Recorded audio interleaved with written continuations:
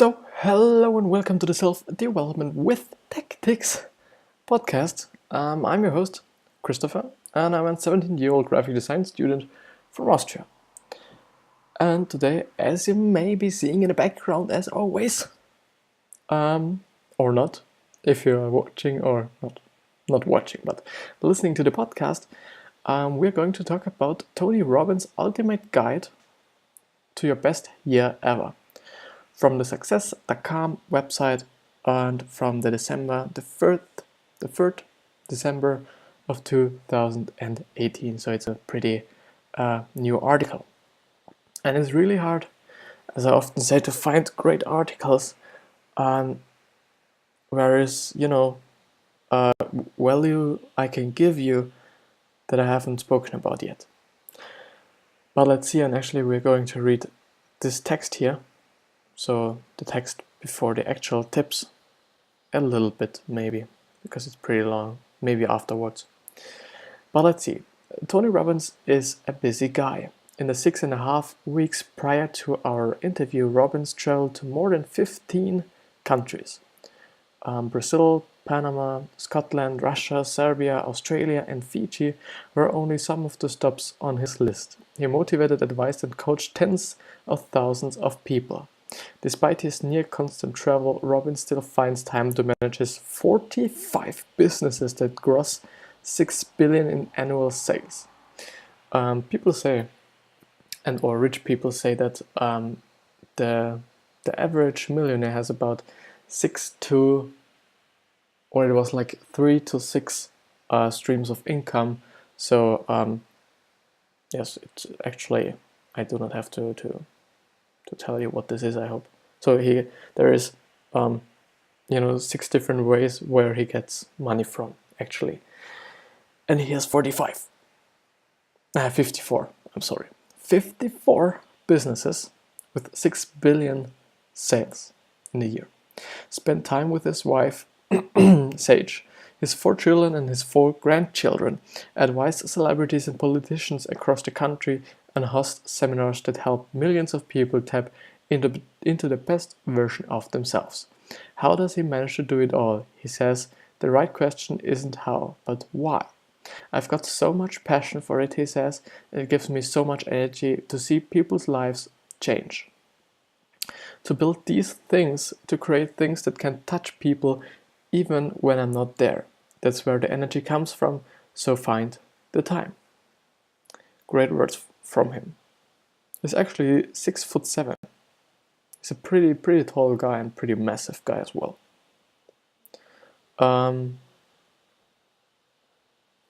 Yeah, but I think we'll jump right to the tips he gives, and these are all pretty long texts as well, so will be a good episode, I hope.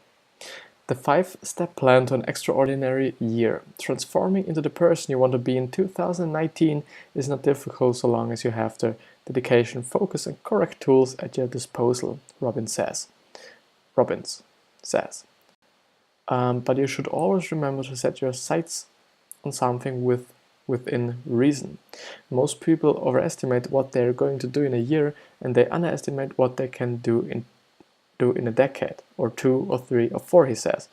Follow this roadmap to begin crafting the best year of your life. And the first thing he points out is feed your mind. And I assume that he wants to say in this short paragraph that you should actually learn something that's either fun to you, I would say, or valuable for you, and or good for your career, for your upcoming, for your future career. But let's see what he's saying. Born in North Hollywood, California, Robbins had a tumultuous, abusive childhood.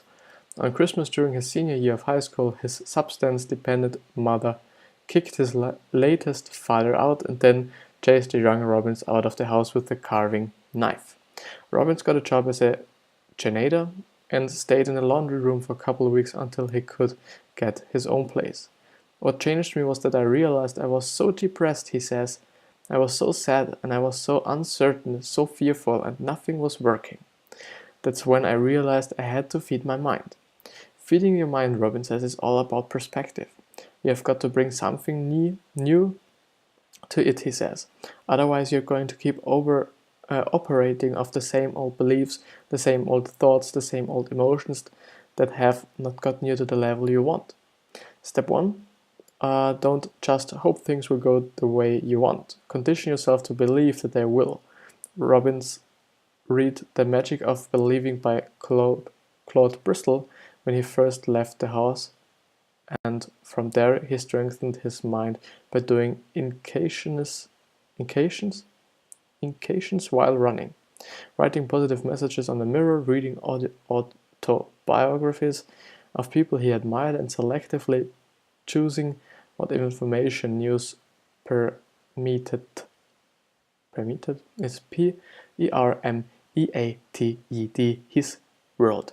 Every day you've got to guard your mind, he says.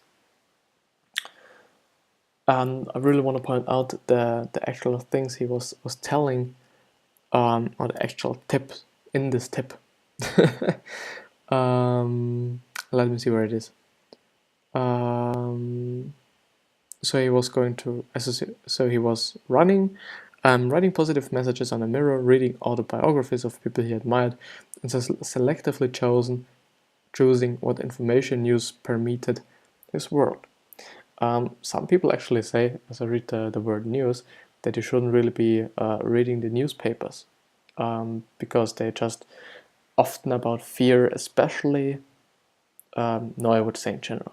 I don't want to point out certain countries or something.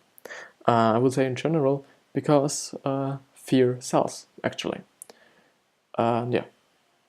So a few people say, I do not have the time yet because I'm always reading books while I'm in the train, and a certain amount of time before that, I was just reading the newspaper every day, and it's kind of something that I want to do again, because knowing what's around you in the world, and especially locally, isn't that bad, actually. Feeding your mind is all about perspective. You've got to bring something new to it. And I also like what he says is that when you're just thinking the same things over and over again, there will nothing be different by your turnouts, if they are called like this. But the second thing is strengthen your body. Strengthening one's mind is crucial, but equally important is strengthening one's body. Go on a sprint, Robin says. Go lift some really heavy weights. Go on a really long walk every single day, for example. Robbins begins his morning by plunging into a pool of 46-degree water, and if he's not home, he'll jump into a nearby river or walk through snow. I don't do that because it's fun, he says, laughing. I do that because I want to do it. I do it because I'm training my body that when I say go, we go.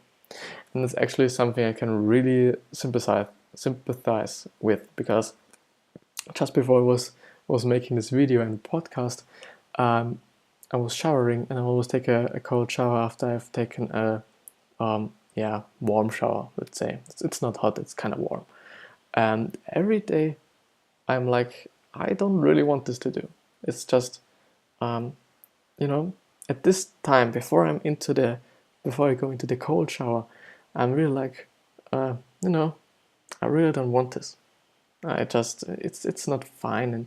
It's just really cold, especially in winter. The water gets really, really cold. But the thing is, I count from 1 to 3, and then I'll jump into the shower. And I also do it not because I like it, but because I think that it helps you doing things you do not like in general in your life. So if you're doing something like, going into cold showers, you're also more likely to, make your homework if you do not want to, or to make this thing for your business you really just do not want to. But let's see what he also says. Priming your physical self can set the stage for the change you want to see mentally or emotionally. You're going to get depressed if you drop your shoulders, drop your head, speak slowly, and think about what you are afraid of, he says. But if you go for a really intense run, music blaring and heart pumping, your body and mind will both be energized and clear, and you will be able to better focus on what you want. And I think that's totally true. And I would say so again. And the third thing he says is find a great role model. If you want the best year of your life, you need to decide to find a great role model, Robbins says. Who is already getting the results you want? Robbins recalls seeing his parents fight one Thanksgiving about not having enough money for food. He thought to himself that he never wanted to have that stress as an adult, and he vowed, it's VOWED, to find a role model to learn from as he pursued a different path. You don't want to just try to do it yourself, Robbins says. You want to model someone who's already getting results. And that's actually something I'm doing now, just unconsciously today. The thing is, every time before I'm posting something on Instagram or in general, also Twitter and Facebook, I also go to Gary Vee's Instagram page and see what he was posting lately. And because I think if something works for him, it might also work. It might also work for me, not in terms of content, but in terms of how his posts look like, and if there are videos or not, or and so on and so on. And yeah, Robbins selected the late Sir John Templeton, once called arguably the greatest stock picker of the 20th century by Money magazine, as his role model. I said, here's a man who started with nothing, just like me. Now he's the first billionaire investor. Didn't know that. Quite interesting. Very, very interesting. The fourth point is take massive action. And it is also something I believe in, is that it's something I just really got to know this year or this month, I'd say, or like I said, this month, on a month in terms of a period of time, that taking action is very crucial at my point of view, because you first of all learn a lot of things, also because you fail and you win, and you do something, you actually get your dream, you can kind of catch it, or you're just nearer to your dream because of taking action, logically, some kind of. And yeah, there's just nothing negative about taking action. But let's see what he's telling us. This step is simple. Make a huge step forward, build your company's website, reach out to a prospective investor. And I've forgotten to say something. Taking action is really any kind of action. Because I think a lot of people just see building businesses and building a nice life and so on as very difficult. And I think if you're just clear of the steps you have to take, it's just really not that difficult. And so if if you do every little step, it's just also action, and it gets you further. And so you should really make every little step. Let's read again. Walk with your spouse about couples concealing. Plan that grand vacation for your family you think will bring everyone together. But Robbins says you must remember to be flexible and alter your course if necessary. To really demonstrate the importance of his point, Robbins often shares the same metaphor. Let's say your goal was to see a sunset and you began by running east. I don't care how positive you are, I don't care how enthusiastic you are, it's not gonna help me if you have the wrong strategy, he says. Or if it may be actually the wrong direction, I don't know. I actually don't know. I think it's the wrong direction. That's the point of this quote. I really don't know this. It's just a little bit embarrassing. No, only because I'm just reading embarrassed there. The fifth one, get outside of yourself. Instead of focusing 100% on your goals and what you want to achieve, you must also find a way to add value to others. But the thing is, if you're just doing something that gives value to others, and is kind of your goal, or your goal is to give as much value to people as you can, probably. It's the best, it seems like. As corny as it sounds, the spirit of living is giving, and it's what makes us alive, Robbins says. As a 21-year-old, Robbins volunteered at prisons in California. At one point, he was matched with a man around his age who had been convinced of murderer. Robbins was trying to help the man cope emotionally. Robbins says that helping others figure out their problems, as he did with his inmate, will have two primary impacts. Number one, your problems will lessen in intensity.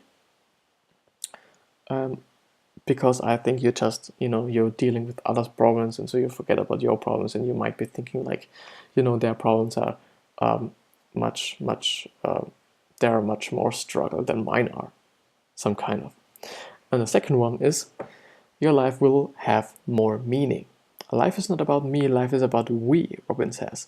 So it's not just growing, it's growing and contributing beyond yourself that makes your life meaningful. And that's actually something I'm really happy that he points out this fact. Yesterday, as I was lying in bed, I was just like, I'm really happy with what I'm doing right now. I really like making these podcasts. I'm making these posts also, but more I like the podcasts more and the videos. Actually, some kind of, I think, I'm not really sure. And if I got $1 million or euros for me, nothing would change. I would just be as not greedy. What's the opposite of greedy? The opposite of greedy. Just being like this, as I am right now, because I don't want to spend money. I would be the same, and there's just quite nothing that I really wanted yesterday. And today, as I think, everything is fine. I have to do something all the time long, or all the day long, that's some kind of valuable for me. And then in the evening, I can just work as well. And maybe I think that this is what makes me happy. I think. Maybe you should also be thinking about what makes you happy. That's really important. And just try to go this path and not any other path, even though if this certain path that makes you happy, or you think makes you happy, doesn't have a lot of money involved. But let's see what the...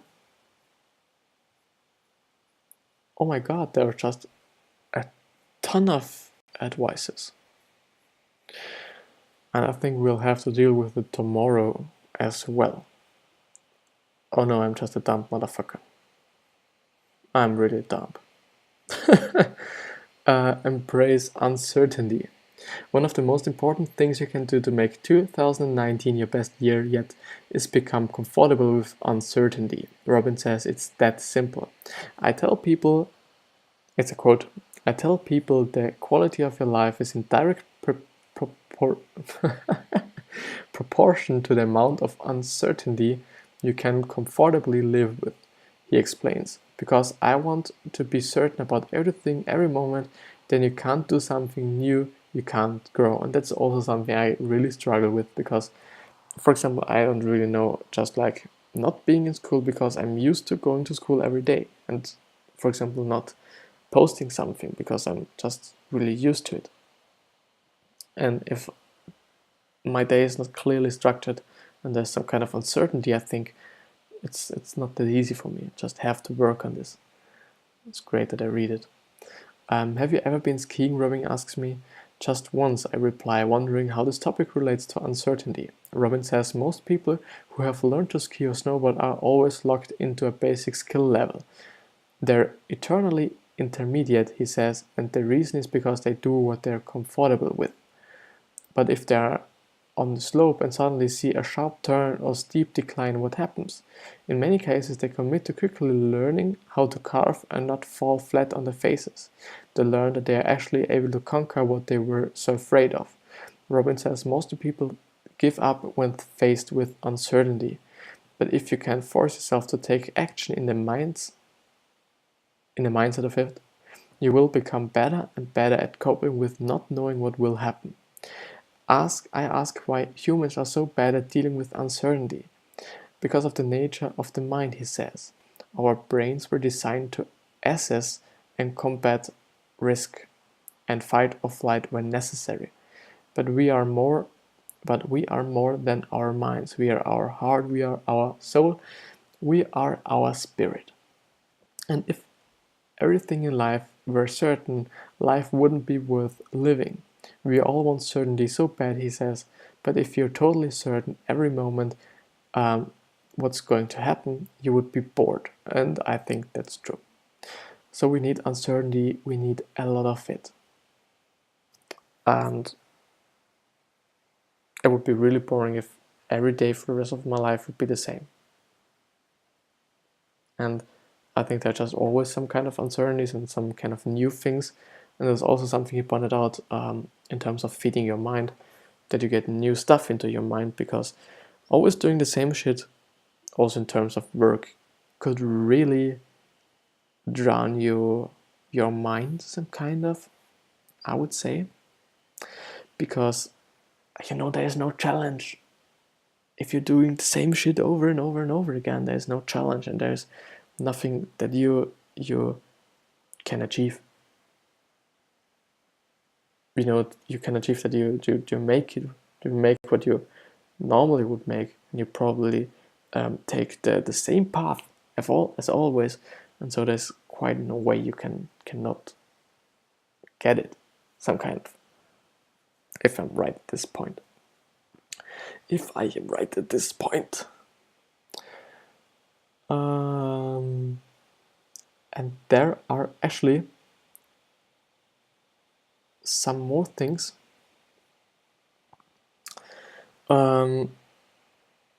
Sixth question to reinvention. And the first one is really important, so I have to do it now. What am I here to serve? The question is not easy, but it's crucial. Instead of thinking I want to be richer, smarter, or more successful, try to tap into your true internal drive.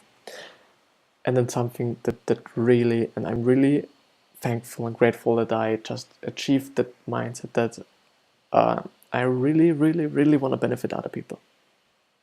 I know a lot of people say it, and I know a lot of people say it even though it's just bullshit, and I'm truly, or I'm not gonna lie, I'm not really sure about it, because money is always a thing for everyone, I would say, but it quite makes me happy to see that some people liked my posts, or a lot of people, or quite some people are listening to my podcasts, and so I can benefit someone, I can benefit someone's life, I can give some value to somebody, and it got some kind of my passion and some kind of hobby for me, and something I can just, I made myself goals to conquer.